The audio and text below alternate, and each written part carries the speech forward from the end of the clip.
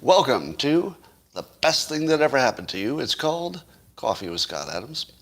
And this morning we're going to do something really special. It's called the Simultaneous Sip. Yeah, you might have heard of it. It's famous everywhere now. And it's the way to take a good situation and turn it into a great situation. And in fact, we have lots of stimulating topics today. We've got good news, stimulation, and according to Paul, we have good audio. We're in good shape today. And so all you need is a cup or a mug or a glass, a tankard, chalice or stein, a canteen, jug or flask, a vessel of any kind. Fill it with your favorite liquid. I like coffee. And join me now for the unparalleled pleasure, the dopamine hit of the day, the thing that makes everything better. It's called the Simultaneous Sip, and it happens now. Go.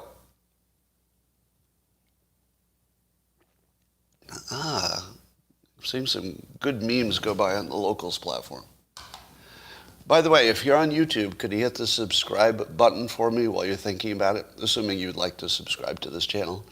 And if you want to see more of my content, then you can see in the more censored environment, the Locals platform is where you want to go for that. Locals. All right. Here was a tweet that caught my attention from Austin Allred, and he tweeted this. He said, someone I know reported having an incredible year in every way, and I asked him what changed. He said, I just decided I'd try believing in the simulation and behave as if that were true. See how it plays out. So as soon as he changed his frame from, let's call it standard reality, to a simulation mindset, it doesn't mean that's true. It was just a change of frame of how to look at reality, that apparently his intentions started translating directly into reality. Now, if we are a simulation, I feel there's at least anecdotal evidence that your intentions have some kind of effect. And I make the difference between the things you want, which are not intentions, they're just things you want. Things you hope for, that's not it. Things you're optimistic about, nope, that's not it. But intention, like you really intend for something to happen. And it does seem that, at least from a subjective reality perspective, it does seem like your intentions are guiding the universe. So here's one more report on that. I'm not going to tell you there's any scientific backing for this. I will just say that it was absolutely free for this individual to try it.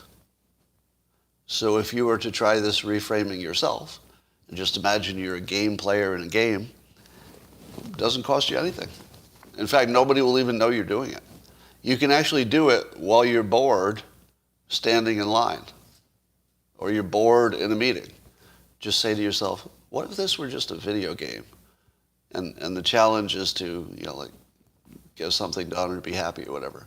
And what if my intentions could steer it? It's just something you could play with in your head.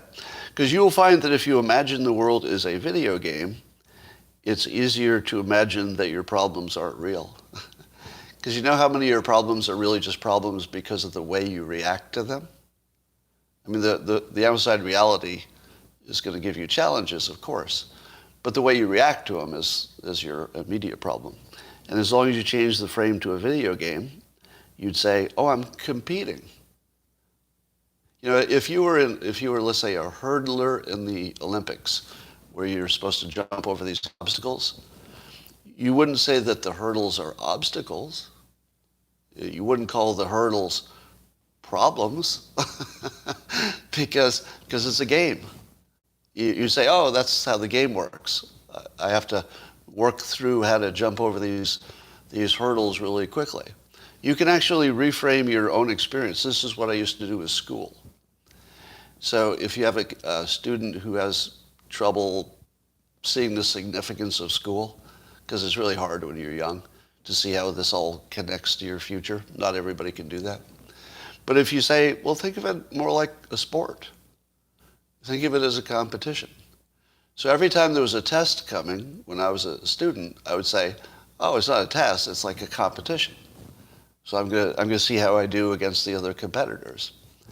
And that made it easy to study because it's not hard for me to practice a sport.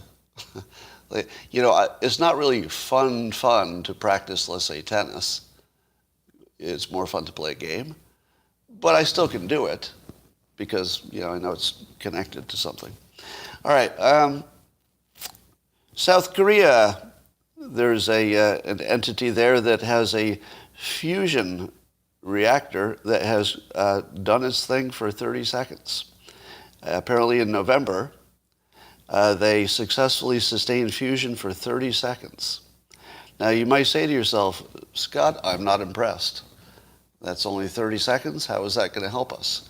Well, I'm not 100% sure this is true, but it feels to me like a confirmation of something I told you, I don't know, maybe 5 years ago, that fusion had already been reduced from a scientific problem to an engineering problem. The significance of that is that engineering problems almost always get solved. A scientific problem, well, maybe not, because that's pretty basic. Like, maybe we can, make an anti-gravity machine, but maybe not, right? But when you get to the point where you can maintain something for 30 seconds, you are past the theoretical part. That was the hard part. A hard part meaning unpredictable, whether you could do it or not.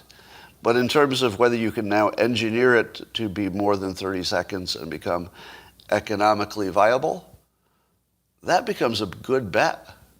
So you just went from fusion being a flying car coming next year kind of perpetual joke to, would you bet against it now? Would you bet against fusion if you knew they'd done it for 30 seconds? The thing that was considered impossible? I don't know. This seems like really good news, and it's not the only fusion entity that's getting results.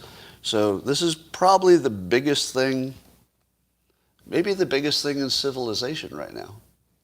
Is that too big? Can I say that? That what's coming in fusion, well, maybe robots or AI. Yeah, robots, AI, they're probably as big or bigger.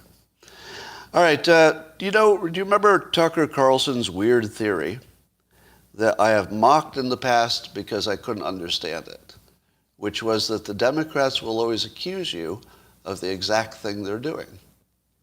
Now, I always mocked that because I thought, well, that's just a coincidence. And it's just really, it looks that way because both sides accuse everybody of everything, right? So if you selectively decide what you're going to look at, it would look like Democrats are accusing you of what they're doing, but from their perspective, it would look the opposite, and really there's nothing there. That was my original opinion. I have modified my opinion because there is a mechanism that would explain it as a strategy. Because you ask yourself, what's up with the fact that it appears like they do, in fact, the Democrats, do in fact blame the Republicans for their own crimes. Now, could it be coincidence? Could it be selective perception? Could it be just politics?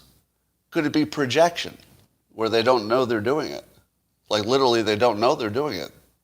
That would be projection.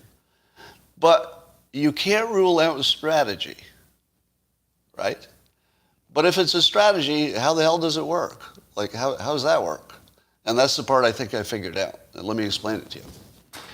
Suppose you knew you were going to do an evil thing. Doesn't matter what it is. We'll fill in some examples later. But let's say you had just decided, I'm going to do evil thing A, whatever A is.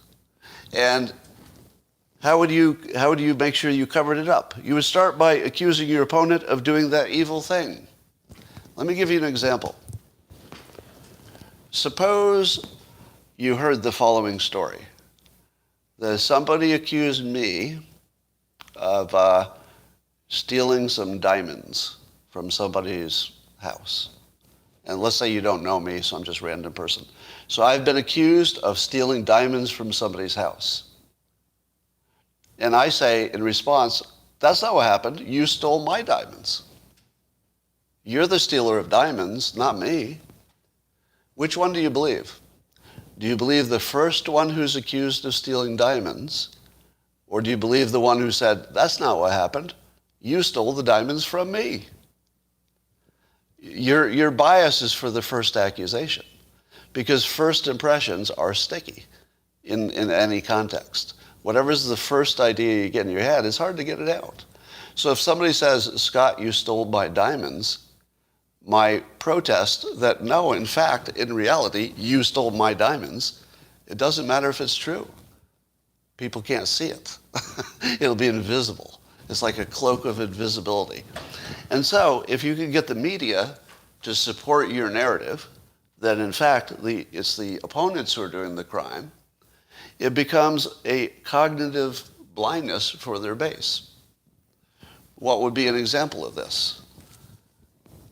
Russia collusion. Right, Russia collusion, the best example. We know for sure that the Clinton campaign colluded with foreign elements to overthrow essentially the will of the people. We know that for sure. I don't even think there's any part of that that's in dispute by the left or the right.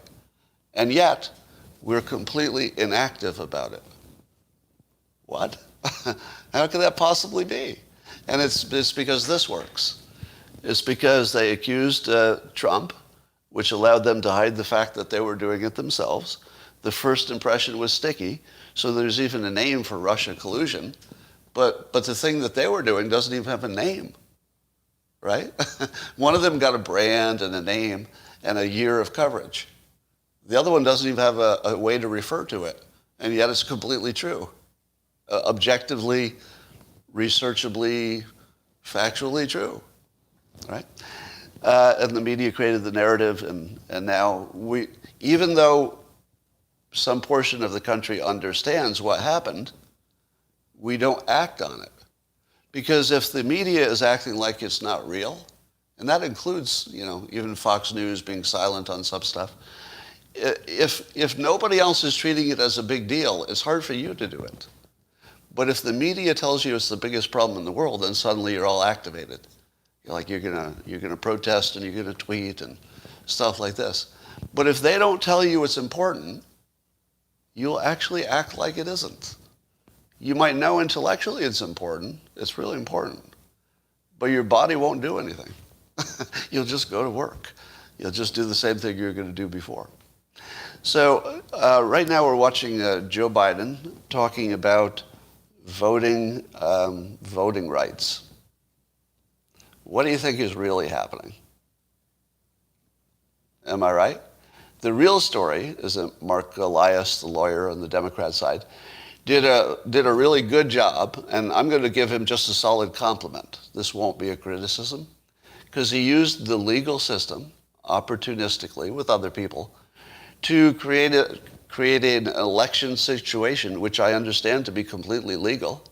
I mean, the Republicans could have taken advantage of a similar thing in a different way if they had. It would have been legal. So through completely legal means, the Democrats have gamed the system to advantage. They wouldn't want you to know that, right? They wouldn't want you to concentrate on it. So instead, all of the attention is on this voting rights thing, because it ties into racial politics, and it's a perfect distraction from whatever they may or may not be planning to do in this upcoming election. So if they can make the only narrative that you care about, voting rights, effectively accusing the opponent of being the one who's gaming the system in the inappropriate way, once that becomes the narrative, it doesn't matter what they do to the elections upcoming. You're going to be blind to it. Because the thing in your mind is that Republicans are trying to suppress the vote. Now, forget about the fact that the argument that Republicans are trying to suppress votes is close to ridiculous if you're talking about things like requiring an identification. I mean, I think we could all just laugh at that one, right? Like almost every other element of society that has any importance whatsoever, from driving a car to attending college to anything, pretty much anything. You need identification. So to imagine that this would be the exception is just truly absurd. All right, truly absurd. But it doesn't matter. As long as it's your first impression, and as long as the media narrative keeps pushing it, you will be cognitively blind to anything they do with shenanigans in the election. Now, let me stop short of conspiracy theory and say that I don't know that this is any intentional strategy by anybody. Like, I don't know that. I'm just saying if you looked at the possibilities, you can't rule this one out because it works every time. It's a little bit obvious. I mean, it took me a while to get there, but if you worked in this domain, it probably would have been a little more obvious, I guess, if you were a political operative. You know, I would imagine a skilled political operative would just automatically know to do this. It took me a while to figure it out. But that doesn't mean it's intentional. It could actually be projection, could be coincidence, could be selective memory. Who knows? All right. One of the stories that Democrats think is important is weird. And it's the fact that on January 6th of last year, Laura Ingraham was texting the White House with advice on basically de-escalating the protests. And I saw, a tweet by Nick Walden Poublan, and he's saying that Laura Ingraham texted Mark Meadows, telling the White House how to respond to it was about the aftermath, how to respond to the aftermath of the insurrection, like she was a White House counselor. And then he goes on to say, can you imagine how enraged the right would be if they found out Rachel Maddow was texting the White House on how to deal with major world events? Let me add some context here. There's some seriously missing context. First of all, if I heard that a Democratic administration had gotten advice from Rachel Maddow about how to deal with public relations, I would have said, that's good advice. Wouldn't you? I mean, wouldn't Rachel Maddow be a perfect source of advice for how public opinion would be formed around any situation in politics? Now, no, hold on. You can say you don't like her advice, but I'm saying, wouldn't it be the most normal thing that somebody who works at the highest level in that exact field, forming public opinion about political stuff, if that's the person that was asked or even just offered advice, I would think that was appropriate. I wouldn't necessarily think the advice was good, but I would think it was perfectly appropriate to listen to somebody with that level of intelligence and experience in that exact job. So when I hear that there's something weird about Laura Ingraham texting Mark Meadows about how to handle the aftermath, which I assume means the politics and the public relations of it, who would be better than that? I mean, seriously. If you were going to put together the master group of best people you could ever get advice from in this exact situation, how to handle the politics of a tough political situation, don't you want somebody who's exactly Laura Ingraham? Sean Hannity? Wouldn't you want to hear from Sean Hannity on that question? If you didn't want to hear from the very people who are at the top of the field, who the hell are you talking to? Now, here's some more context that I don't know that the left knows. I think a lot of you know it. The Trump administration was fantastically good, and will never get credit for this, at collecting input outside their bubble. Did everybody know that? Trump in particular, and then I think that maybe that culture spread out. Now, some of it was because he was inexperienced at being, a politician, I think. But some of it was just smart. Because one of the things that nobody criticized Trump for, correct me if I'm wrong, but even his critics do not criticize him for this, which is taking advice from a lot of different sources. Am I right? I don't believe he's ever been criticized for that. I think that he's generally considered someone who listens, genuinely listens, like everybody who's given him advice says the same thing. pretty much universally. And I will tell you the same thing as well, because I got to speak to him personally. And I can confirm he absolutely listened attentively to what I was saying and gave it its full due. You know, had a different opinion in a case or two, but gave my opinion its full due. Now, I'm sure that he treats other people the same way.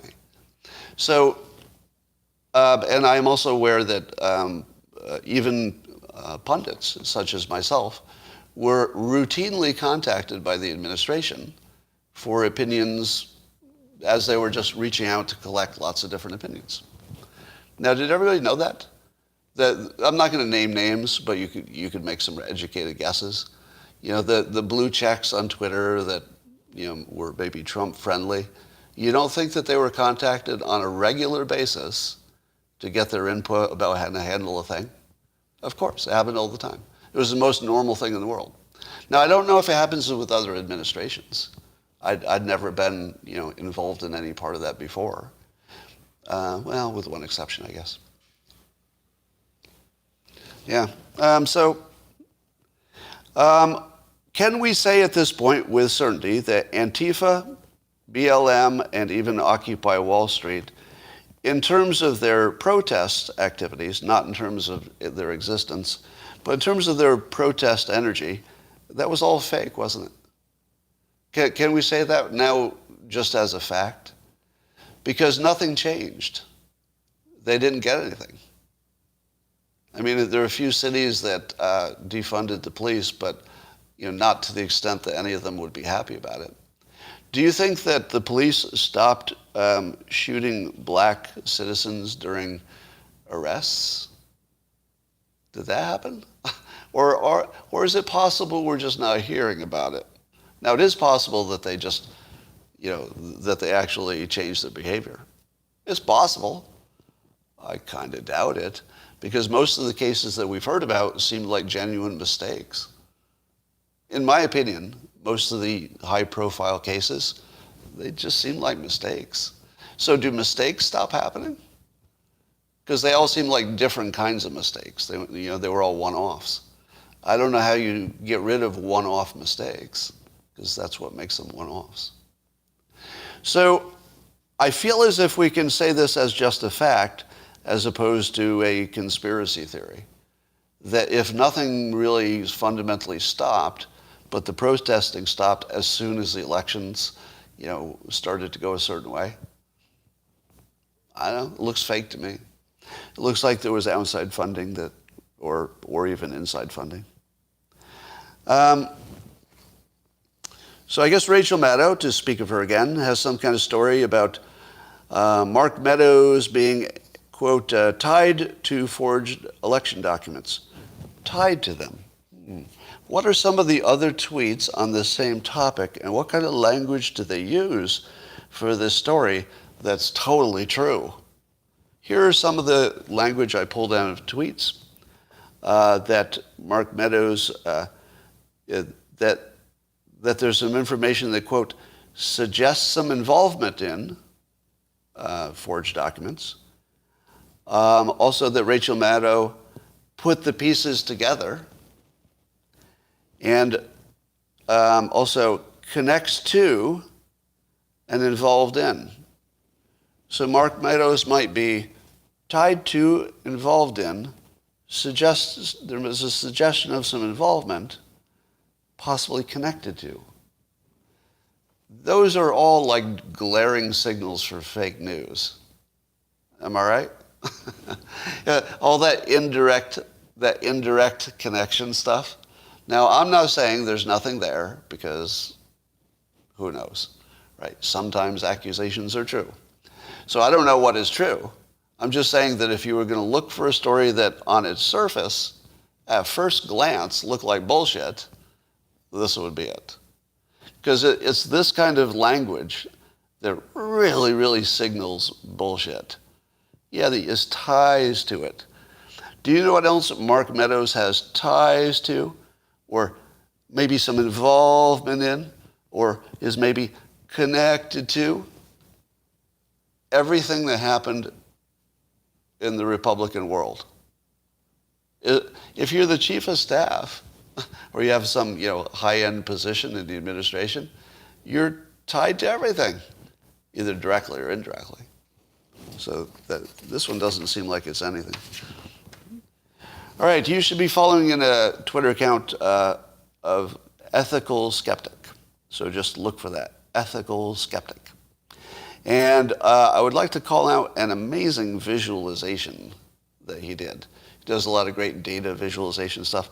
But I'm such a data visualization nerd that when I see somebody do like a spectacular job of it, where you can really see what at least the message is. Who knows about the data, but you can at least see what the message was.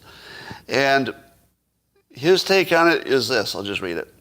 He said, so if Omicron with a 7.7 death rate versus Delta, that means for every 100 people who would die of Delta, you'd only get less than 8% would die of Omicron. I believe he said that came from the South African numbers.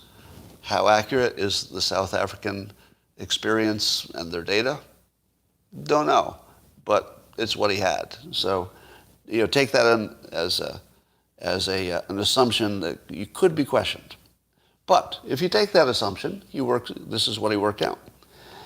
So he says Omicron has been the predominant variant for 3 weeks now, and the average day of death is day 18 after detection. So after you detected with the virus, 18 days later on average, that's when you're going to die, if you're going to die. Then he says, then we should see a fall in deaths next week, or something is not right.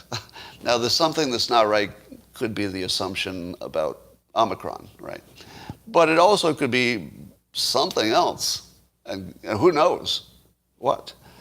But if this prediction is right, it would mean February 1st is starting to look good for a back off of mandates and restrictions.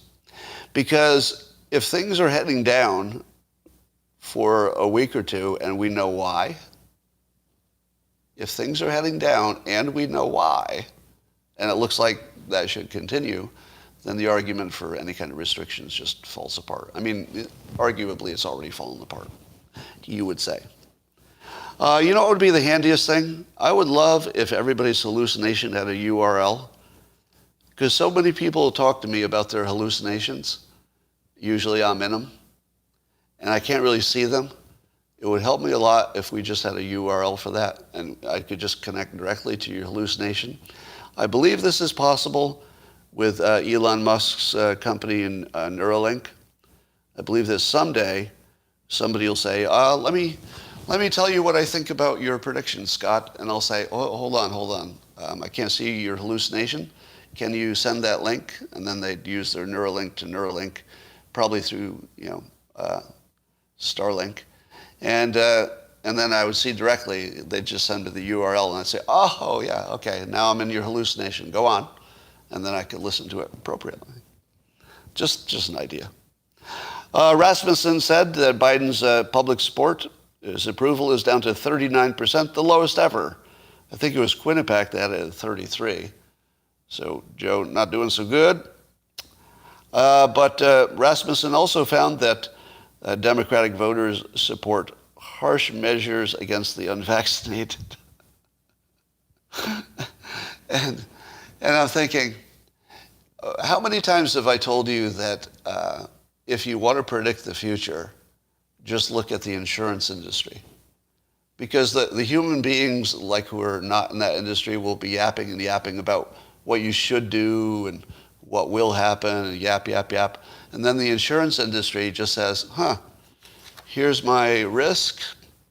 Okay, here's your insurance policy cost. It just went up 100%. And then everybody says, oh. And then everything happens because of that. And it'll turn out that the only thing that ever mattered was what the insurance companies thought. Like, that's all that ever mattered.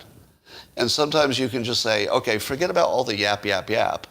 What the hell are the insurance companies going to do once we sort of get out of crisis pandemic mode, which we're doing? What do they settle on as how they charge people? Well, how about this? If the insurance companies have data in a competitive market where you can get your insurance from whoever you want, and some of them say, we're going to charge more for unvaccinated people. I say, if they can prove it, it's okay with me. Now, you're going to say to yourself, Scott, wait, hold on. Now you're opening up the Pandora's box. What about smokers, right? What about drinkers? What about extreme sports people? What about overweight people, right? What about people who don't exercise? Here's the thing. You can't prove any of that stuff easily, right? There's no practical way to prove any of that stuff. If you could, you would, right? If you could. So the things that you can prove would be somebody's age, right? You can always prove somebody's age. Do they use age to determine insurance? Yes, they do. Because you can definitely determine somebody's age. There's no ambiguity. How about their, well, this one's harder now. How about their sex? Yeah, their sex. Now, that was a little ambiguous because of the trans, but that's, that's in the noise. Car insurance can be based on your gender because for all practical purposes, they can be sure what it is, right?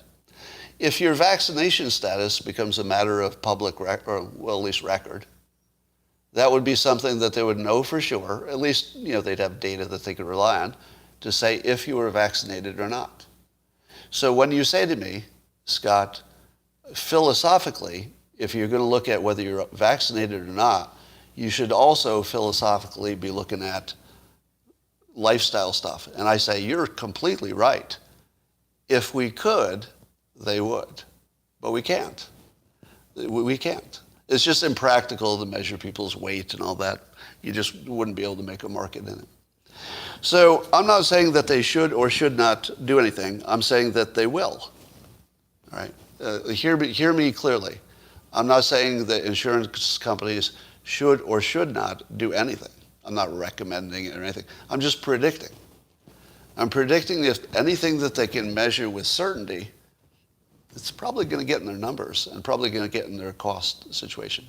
Now, if you're saying to me, but Scott, you've forgotten that there's also a risk of taking the vaccination. Am I right? There's an unknown long-term medical risk of getting vaccinated because there's no way that we've studied it long-term because it's only been short-term. So what would the insurance companies do with that? I don't know. But it doesn't matter to my point. My point is the insurance companies will decide what's what. But ultimately, the mandates will go away and it will become an insurance thing, I think. I think that's where we're heading. Wall Street Journal is reporting that China's got a big problem. So I like the way they frame this. So China has two choices. They can do harsh lockdowns to try to deal with Omicron. Which will they succeed or fail? Harsh lockdowns, like they did with Alpha and Delta, but with Omicron. Will they succeed or fail? We all think they'll fail, right? Because Omicron is just way too spready. So they have a strategy that either they let Omicron rip through the China, and keep in mind that they don't have much natural immunity there. They have vaccinations, but not natural immunity. So Omicron will rip through their vaccinations. They already know that. They have weak vaccinations. And that would be a terribly, let's say, an embarrassing situation for China. So one strategy is to don't do lockdowns, and then China's going to get widely infected. And it will make China look like basically idiots. It will make them look like they failed completely on the virus. But suppose they go the other way, option two, drastic shutdowns. Then they're going to have drastic shutdowns and lots of Omicron, so they'll fail twice, right? So they have two options, drastic lockdowns or not. But unlike America, both of those paths are a failure for them. If America said, let's get rid of our restrictions and Omicron went wild, what would we call that? Failure or success? If we dropped our mandates and just let the Omicron run, would we call it a success or a failure in America? Probably a success. Because we would say, yeah, a lot of people did, had problems. It did ruin, our supply chain got degraded. Yeah, all those things happened. Sure enough. But we would still say we preferred it because that was the choice we made. Whereas China, since they've sort of pushed this, we are so capable and you are so incompetent, that all we have to do is shut down and we can control it, but you losers in the West can't, ha ha ha. They're either going to have to eat crow, or bat. They're either going to have to eat bat, like a lot of bat, or fail the other way. They only have two paths for failure. So I always used to say that Trump was all about two ways to win and no ways to lose. China accidentally is in a situation with only two ways to lose. They don't even have a winning option. Am I wrong? I'm not wrong, right? There is no winning option. They are in trouble, at least reputationally. All right. Somebody said on Twitter that they use their gut instinct to make a vaccination decision, and that they trusted their gut instinct because it had done well for them in the past. In other words, their life had worked out well using gut instinct. I'm going to try to do the super chats at the end if I remember and I have time. And I asked this question: if you think you did well with your gut instinct, what happens if somebody who did even better with their gut instinct disagrees with you? What do you do? So if you think your gut instinct is really like a valuable asset, and that's what got you where you got, but there's somebody else who used their own gut instinct and did even way better, what happens if they disagree with you on the next thing? Do you go with your gut instinct, which you know to be less good, or at least less successful, or do you go with the other person's gut instinct who has done better at this? It's a hard standard, so I don't recommend it as a standard. Don't trust your gut instinct. Sometimes it's all you got, so you have to, but I wouldn't imagine it's magic. So here's the thing that's bugging me, and I'm going to try to make this a lesson in persuasion and not so much just about me, even though I'm the star of the story.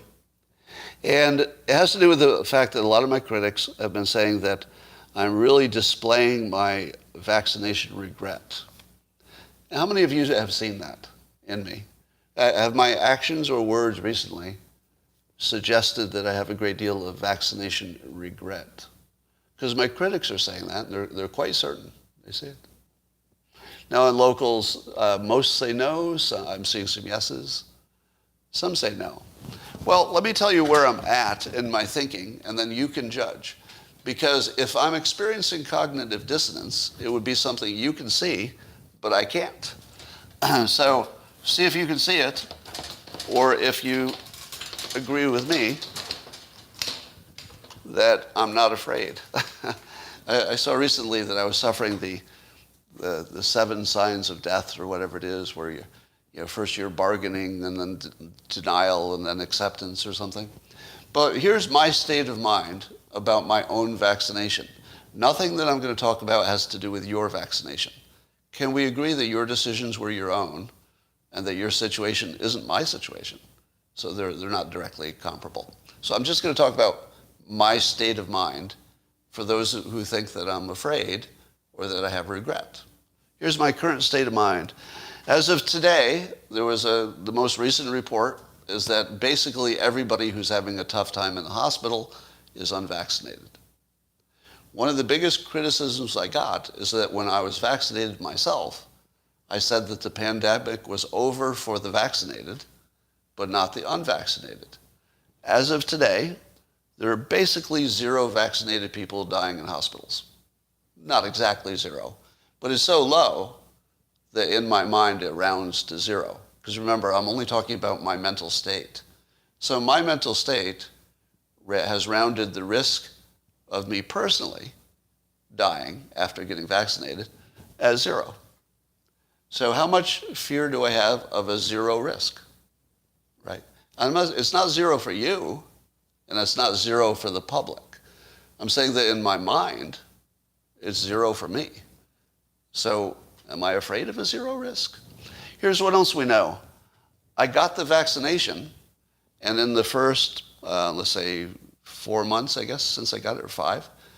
In the first 5 months, I have not had a negative health outcome that I would say was associated with it.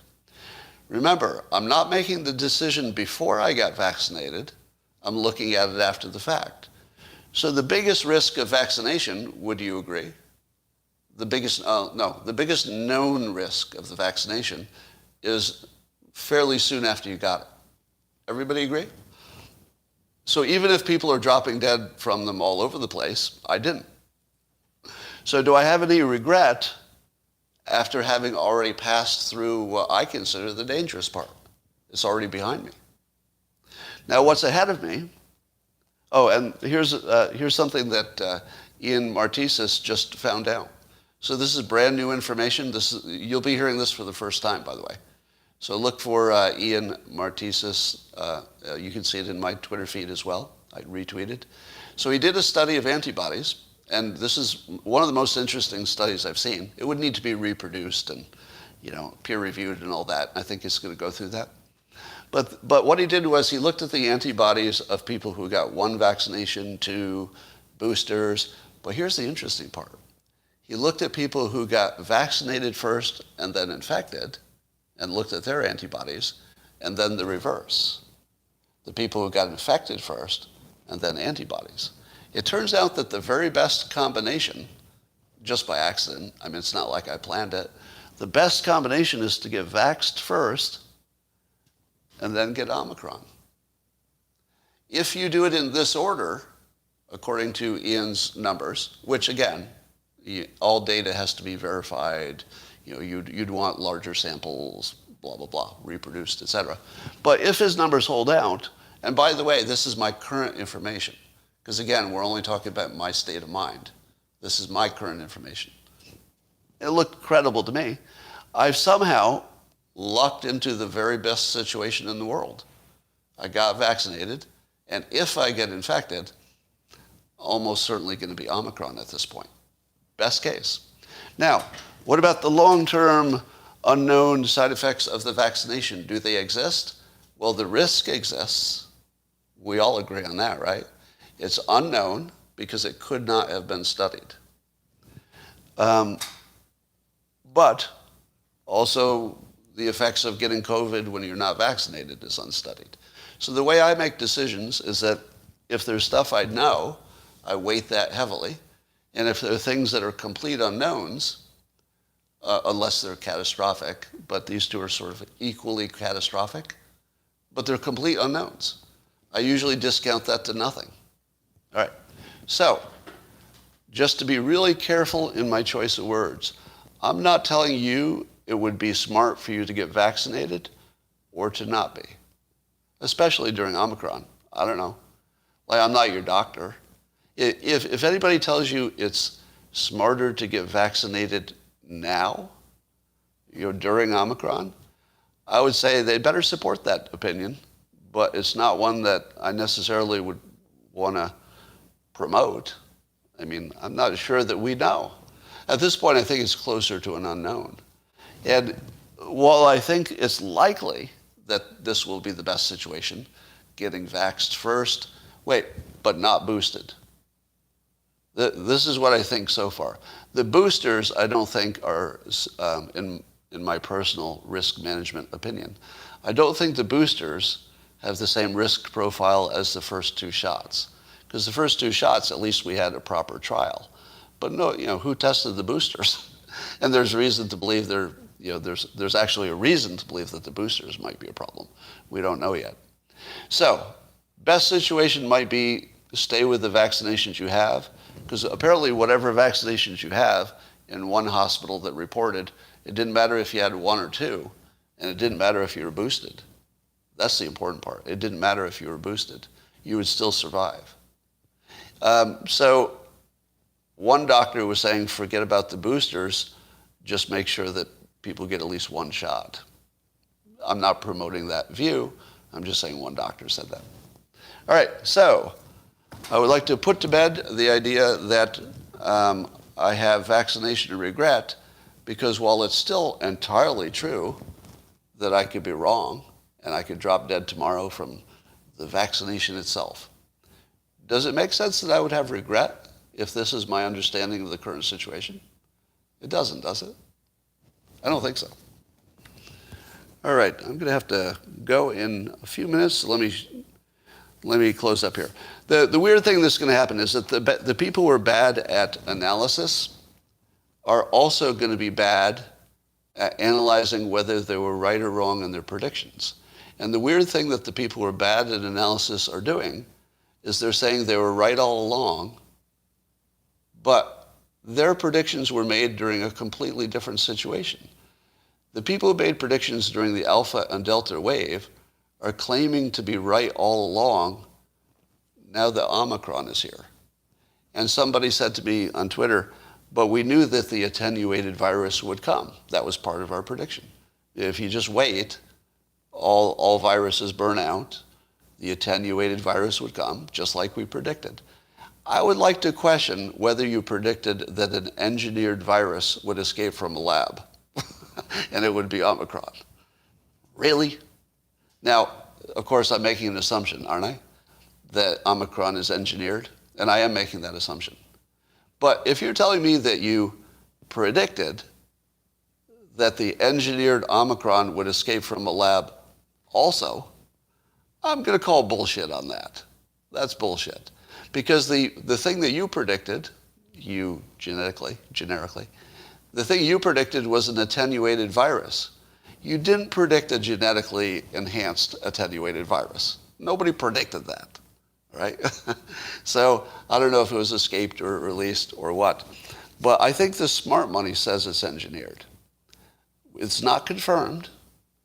I don't know if you get kicked off of social media for saying what I just said, but it's not confirmed. But I think the smart money says it's engineered. All right, so here are some examples of what people are saying that doesn't make sense to me.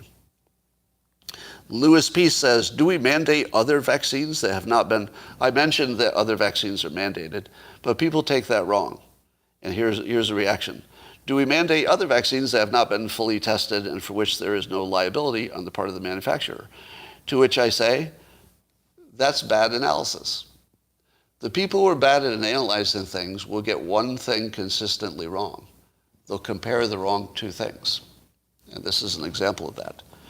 You should not compare anything you did in a crisis with anything you do in a non-crisis. That would be the most basic mistake of analysis. So while my only point is that vaccines have been mandated in the past, I'm not saying that's the reason they should be mandated in the future. That's not the point. The point is that if you're talking philosophically about whether a vaccine can be mandated in the United States, that's been asked and answered. It's already happened for years. But as other people have pointed out, well, you're talking about limited ways, and it's about kids going to school and, maybe for some kind of travel and blah, blah, blah. I get that. So my point is, don't compare the two. That's my whole point. You can't compare what we did with other vaccinations to what you do in a crisis. In a crisis, you take a bigger chance because it's a crisis. In a non-crisis, you take a small risk because you have the option. In a crisis, you're probably going to take a bigger risk, and that's the smart thing to do. So when somebody says we took a small risk when it made sense, and we took a bigger risk when it also made sense in that case, that doesn't sound like a problem to me. All right.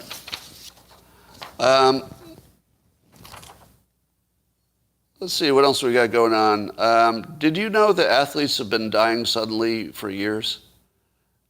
There's a new one, Gene Ramirez, age 28, for the Tampa Bay Rays. He was a star, and he just passed away suddenly. And of course, that gets tweeted around in the context of, is this one of the vaccination deaths?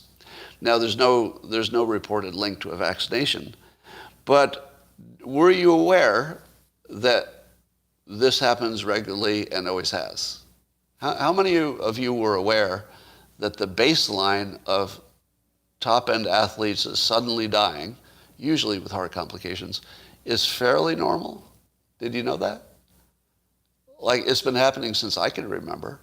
And if you Google it, if you want to check on this, just Google something like athletes dying suddenly. I think that's all you need. Athletes dying suddenly. And make sure that you do a search that's before the pandemic. Just make sure your search goes back further. And you'll find it's just a widespread thing. Now, I'm not telling you, again, to be careful, I'm not telling you we won't find out that some of those deaths are vaccine related. How would I know? I'm just saying if you ignore the fact that it's a baseline thing that happens all the time, you're missing some of the context. All right. The deaths in the field are up 5 times. I don't believe there's any data that would support that. Now, if that's true, that would be a big deal. But if you... I know that you think you've seen some data on that, but I'm pretty sure it's debunked. Now, I could be wrong about that. I literally just said I could be wrong as somebody is mocking me for saying I'm always right. I tell you, this is my whole fucking experience in life, is people saying that, like, I could hold an apple in my hand and my critics would stand in front of me and say, why don't you ever have an apple in your hand? And I'd be like, I have an apple in my hand right now. And my critics would say, that's not an apple. No, that's an orange you're trying to sell us. Well, Biden's trying to get rid of the filibuster, and I guess McConnell didn't like that and turned on him, and he said this. He said, everything is oh, did he say this? Oh, this is me saying this. This was my own note I was reading. I thought it was McConnell. For a moment, I thought, wow, McConnell's really got away with words. I was reading my own note for myself. Yes, that's how bad I am. So I think maybe all of the filibuster stuff that's related to the voting rights, I think that's all a diversion. It feels like it's a strategic diversion. And that's all I have to say about that. So I think we can agree this is the very best live stream that has ever happened. And I need to run, and thanks for reminding me. And, let's see if this... Is there one super chat up there? Well, it didn't store them. Damn it. There's supposed to be a little list of super chats that I can tap. I don't know why it's there. So it's probably a boomer problem, but I can't handle that right now. And I'll have to talk to you later. Bye.